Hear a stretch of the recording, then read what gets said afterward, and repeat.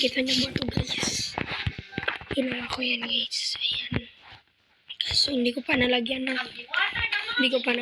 mga gamit. Tsaka may daanan din pala dyan. Papunta doon sa tunnel. Pupuntahan ko lang. Ito.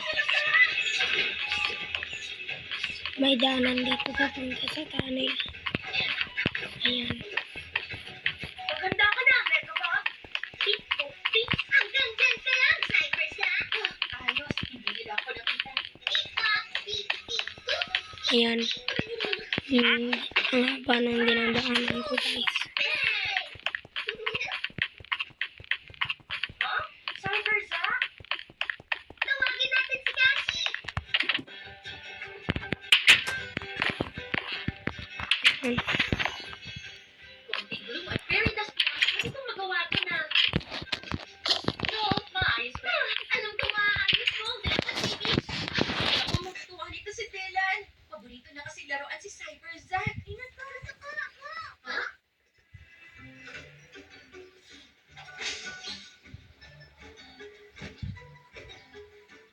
Blueberries! Paborito kong treat sa treat day! Kinakain ba talaga ng mga dewdrop yung pagkain nilalagay natin? Yun ang sinabi ni Cassie. Ang mga ate alam nila ang... Huh?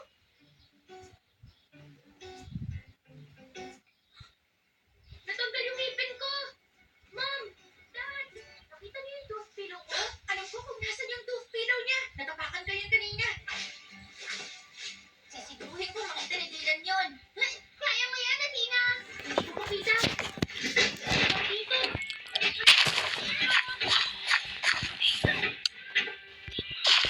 Bingo!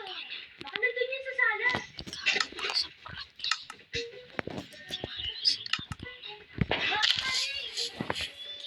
Buhat ang gawa kita! Ayun, nagsusunod sa ilalagyan ng Dylan. Eto na! Malilipay na ito! Aw, very just.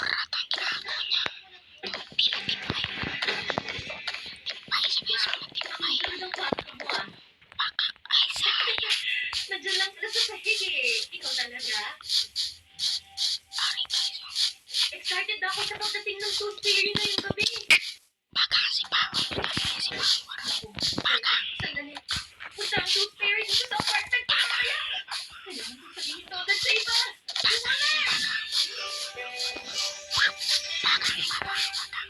Ang tooth fairy? Pupunta dito?